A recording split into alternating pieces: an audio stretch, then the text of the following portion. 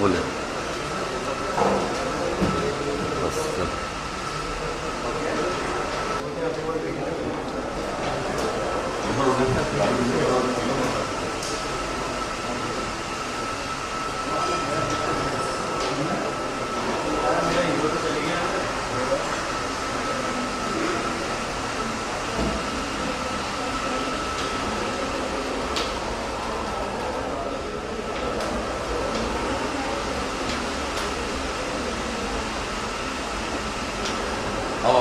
ये कुछ ब्लॉग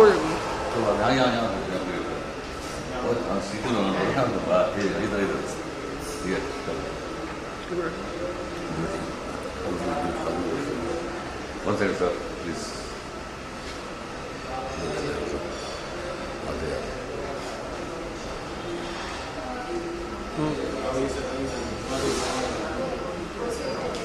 आ गया हो गया sir.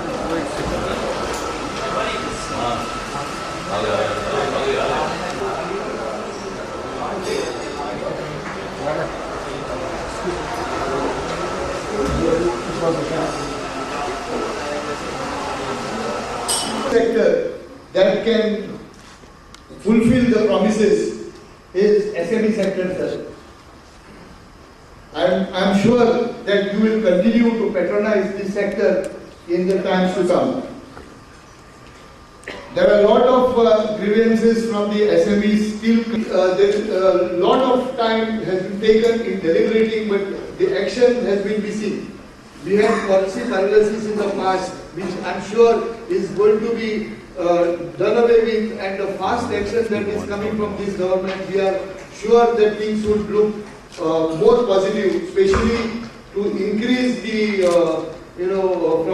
give us more,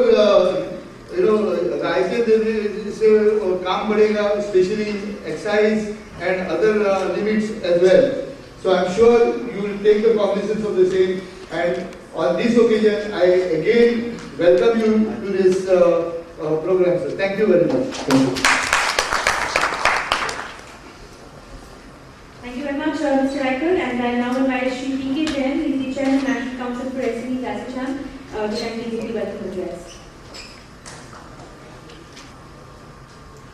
It's really very delightful and an honor to welcome Shri Kalraj Mishra ji, Honorable Minister for MSME, who's amongst us this morning. Please join me in giving a hearty welcome.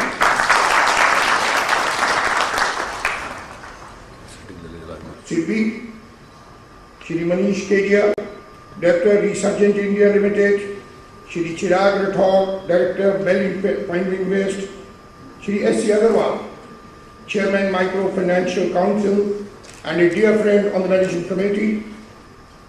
Of course, my colleague, Mr. Raikal, Co-Chairman of SHM, my colleagues, eminent speakers, media representatives, all people present here to grace this first time occasion of our minister being present today. Sir, I heartily welcome. I congratulate the Honorable Minister for taking over the portfolio of MSME. And I am sure under his visionary guidance and enriched experience, the sector will grow by leaps and bounds.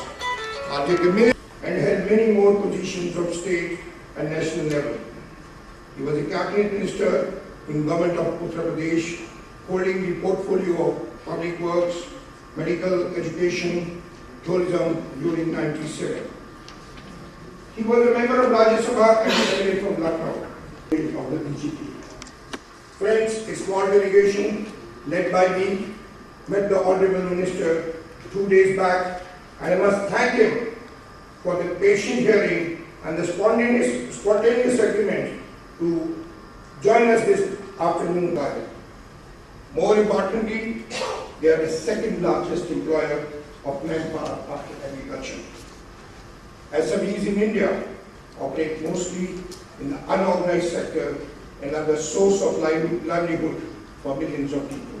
SMEs have an enormous potential, and the Chamber has been supportive to the needs of SMEs by conducting various seminars, skill development programs, and workshops throughout the country.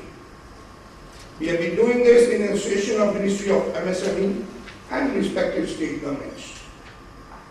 SMEs significantly contribute to solve problems. There are few more issues which are being faced by SMEs in the country. I'll touch briefly: infrastructure, taxes and regulations, marketing, technology. It becomes difficult for SMEs to access cutting-edge technology due to the high initial cost, thus leaving them behind in the race of competition. If the country, friends, has to achieve the double-digit growth, it is requisite to extend the much-needed infrastructure and finance to the SME sector, to enable them to bolster the Indian entrepreneurs who are not well versed with banking formalities. At the same time, banks should also encourage and educate them about the requisite of an ideal loan procedure for SMEs. ASSOCHAM always believes in innovation and promotes that the new government will consider extending support to the SME sector by way of continuously improving upon its policies and offering in terms of various benefits that might be availed by eligible SMEs. On behalf of the ASSOCHAM and SME Committee, I would like to urge upon the government to increase the procurement of its required goods, also provide support package for startup business in innovative and emerging sector to promote the non-traditional concepts. I firmly believe that the effort put in by ASSOCHAM would doubtlessly encourage SMEs. We had mentioned about certain other deterrents, such as APMC Act, Agricultural Produce Marketing Committee Act, such as the threshold limit of investment and labor laws. These have also to be addressed because SMEs are finding themselves in great problem dealing with these acts and rules regulations, which are concurrent to the center. The states are making them more and more rigid. Some of them must be at least scrapped for some time so that the SMEs can get an accelerated startup in your government. Friends, I would like to express a sincere thanks to all the partners for extending their support towards a remarkable initiative. Honorable Union Minister for Micro, Small and Medium Enterprises, respected Shri Kalraj Mishra, Shri P.K. Jain, Chairman, National Council for SMEs, ASSOCHAM, Mr. Raikar, Co-Chairman, Mr. Mani, Deputy Managing Director, City, Mr. Kedia, Mr. Rathore, Mr. Agarwal, Mr. Joshi, distinguished delegates, ladies and gentlemen, a very good afternoon to all of you.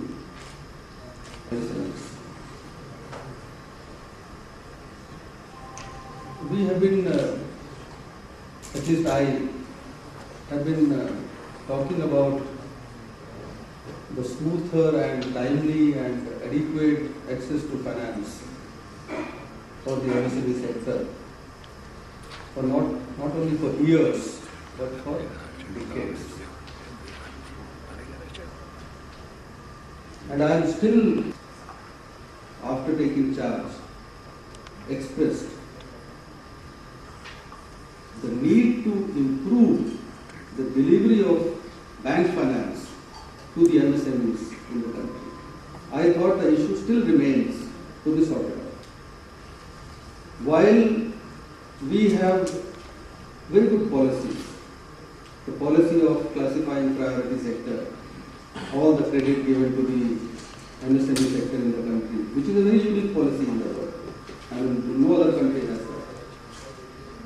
The policy of preferential credit, the policy of specialized branches, the policy of assessing the credit, say 20% of the total annual turnover to be considered as the working capital requirement without even going into the details of the credit requirement. All these policies have played very significant role. The policy of enhancing 20% year-on-year credit by the entire banking system. The policy of earmarking 60% out of the lending to micro, small and medium enterprises meant only for the micro sector. All these policies have worked very well. But the problem still remains. That is why we are discussing this today. And I am very thankful to SOCHM for holding this conference very timely, and thank of course the SOCHM for asking me to deliver the keynote address on this.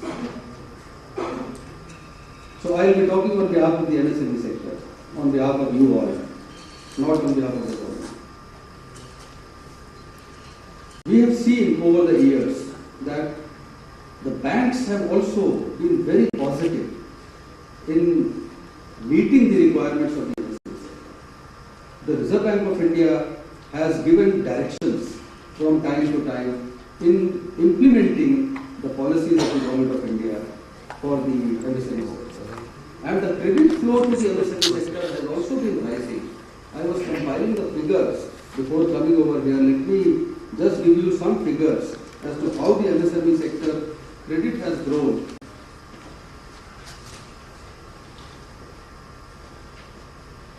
In 2010, the MSME micro and small enterprises, I am not including medium, credit was 362,000 crore, 3,62,000 crore. 2011 it went to 478,000 crore. 2012 it went to 527,000 crore. 5,27,000 crore micro और small sector का credit था 2012 में। 2013 में ये बढ़ के 6,84,000 करोड़ रुपए, 27% की ग्रोथ है, जबकि गवर्नमेंट के हिसाब से 20% का टारगेट रखा गया। 20% was the target, the banks achieved 27% growth. Now let me quote some other figures which I took from Reserve Bank of India statistics. RBI said, is a very important figure for the sector. As per RBI, the total demand of the MSME sector, demand of credit, as on March 2013 was 25 lakhs and 41,000 crore, 25 lakh 41,000 crore. और RBI का ही कहना है, RBI की अपनी statistics में supply कितनी थी? 10,38,948 crore, 10.38 lakhs crores. So as against the demand of 25.41 lakh, the supply was 10.38, which includes medium also. Earlier the figures which I mentioned were micro and small. This includes micro, small and medium. Now what is the result in nutshell? That the supply of credit, RBI itself says, the supply of credit as compared to the demand was only 41%. And there is a credit gap to total demand to the extent of 59%. It has slightly come down from 59% to 56% as on March 2014. These are broad figures which I thought let me see whether the issue that we are deliberating is really relevant or not. The issue is relevant. RBI itself says that the credit demand which has been met by all the scheduled commercial banks for the entire MSME sector is only 41%, and there is a gap of 59%. Now I thought, what is the reason? I wanted to go through the reasons. What are the reasons? why the banks are unable, in spite of decades of MSME sector asking for adequate credit, timely credit, cost-effective credit, what is the reason that there is so much of gap? From all round, the feedback that I get from all the associations, from all the industry, from all the stakeholders, that the problem is of risk perception. The MSME sector is considered to be a high risk area for the lenders, for the bankers. अब bankers अगर ये सोचते हैं कि हमें MSME sector में high risk है, तो इसका मतलब ये होना चाहिए कि MSME सेक्टर का जो नॉन परफॉर्मिंग एसेट्स का रेशियो है वो बहुत अधिक होना चाहिए। NPS जो परसेंटेज है MSME सेक्टर का वो ज्यादा होना चाहिए। तो मैंने देखा कि MSME सेक्टर का NPS का क्या ट्रेंड रहा है, क्या ये बात वाकई सही है जो बैंक कहते हैं कि हमारा रिस्क परसेप्शन बहुत हाई है। तो मैं आपको NPS की चीजें बताता हूं जो मैंने रिजर्व बैंक ऑफ इंडिया की साइट से ली।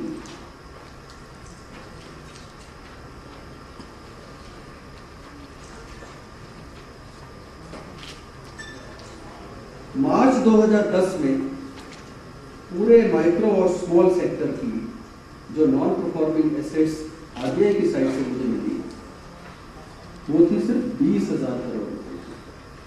पूरे MSME सेक्टर की मीडियम पूरे कंट्री सिर्फ 20,067.09 करोड़, 20,067.09 करोड़।